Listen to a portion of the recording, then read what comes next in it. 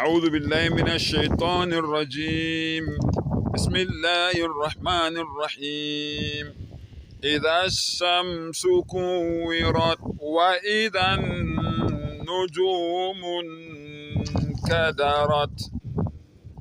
Ngicela Allah umdala wey'nsuku umvelinqangi asivikele noma angivikele kusathane ongathandwa noqalekisiweyo egameni lika Allah onomusa onesihawu. Bafowethu, lana u-Allah usitshela indaba eyinqaba. Uma ngabe sifika lesisambulo emhlabeni, unjengalwazi uMuhammad sallallahu alayhi wasallam, injolabuchopho izinwele zakhe zaphenduka zabamhlophe. Waphenduka waba nezimvu, waba ney'nwele ezimhlophe ekhanda, ngendlela athuka ngakhona noma ngendlela akhathazeka ngakhona. U-Allah uthi idha shamsu kuwirat, ngelinye ilanga, lapho ilanga lisongwa, ngelinye ilanga liyosongwa. Wa idha nujumu nkadarat, lapho izinkanyezi zizowa. Allahu akbar. Lapho ilanga lisongwa, lapho izinkanyezi zizowa. Lalela-ke mfowethu, lalela-ke Afrika, lalela-ke dadewethu, singakafiki leso sikhathi lesi okukhulunywa ngaso la, nazi izimpawu ezizoqala zibonakale kuqala. Uphawu lokuqala kuyobonakala intuthu enkulu iqhamuka esibhakabhakeni. A huge smoke will appear in the sky. Uphawu lwesibili, huge landslides across the world. Abantu bazolwa belwelwe imibuso, belwelwe imihlaba, njengoba nibona kwenzeka manje. Ezinye zazo seziqalile bafowethu. Big fire that starts in Yemen. Kuyoba nomlilo omkhulu oyoqhamuka ngasezweni lase-Assyria. Kunendawo laphayana abayibiza nge-Yemen, ngasezweni lase-Assyria kuyoba nomlilo omkhulu oyoqhamuka lapho. Sign number 4, the arrival of Imam Mahdi. Ukufika kukababa u-Imam Mahdi. Number 4 loyo. And then number 5, the Dajjal, the Antichrist. Greatness, corruption will come.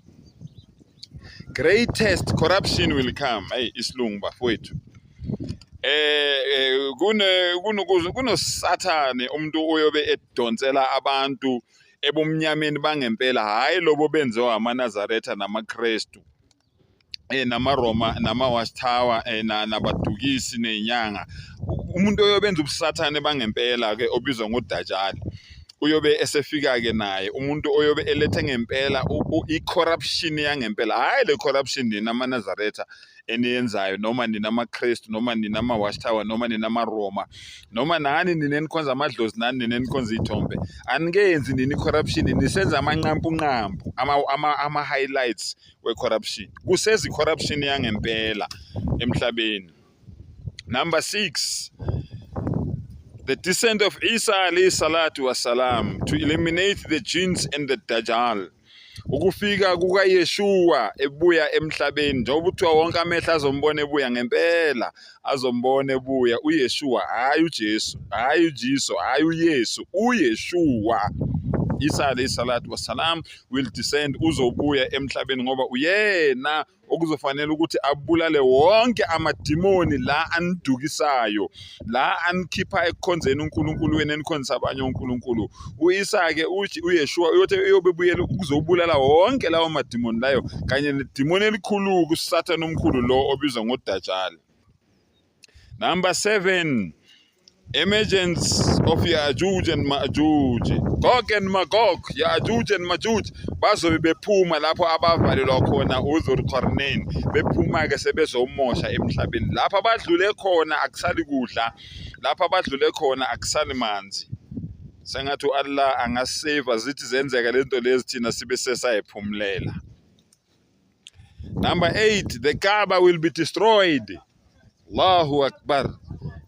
Umuzi omkhulu ongcwele eSaudi Arabia, umuzi omkhulu eSaudi Arabia will be destroyed. Uzobhujiswa, will be demolished, uzodilizwa. Mangabe ungangikholwa funda uMathewu 24. ithi akuyi kushiywatshe phezu kwelinye lingadilizelwanga phansi. Matthew 24 loyo engikhuluma ngaye. It's one of the signs zokubhubha komhlaba. Number 9, a talking beast will come out and identify Muslims and disbelievers. Allahu Akbar. Kuyoqhamuka isilo esikhulu esiyoqhamuka emhlabeni size emhlabeni okuyiso esiyobe sikhetha phakathi kwabantu abakholwayo nabantu abangakholwa. Siyobe sikhuluma. Sisho ukuthi wena uyikholwa wena awulona ikholwa. Bafowethu basopana.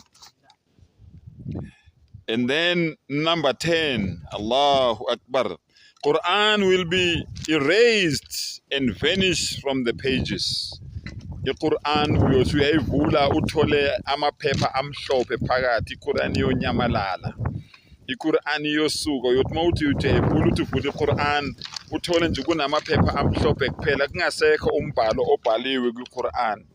Ngoba iQuran akuwona umcabango womuntu, akuwona umcabango wenje laptop ethize, akuwona umcabango wombhali othize noma wefilosofa ethize, kodwa iQuran amazwi kaMdali uqobo lwakhe.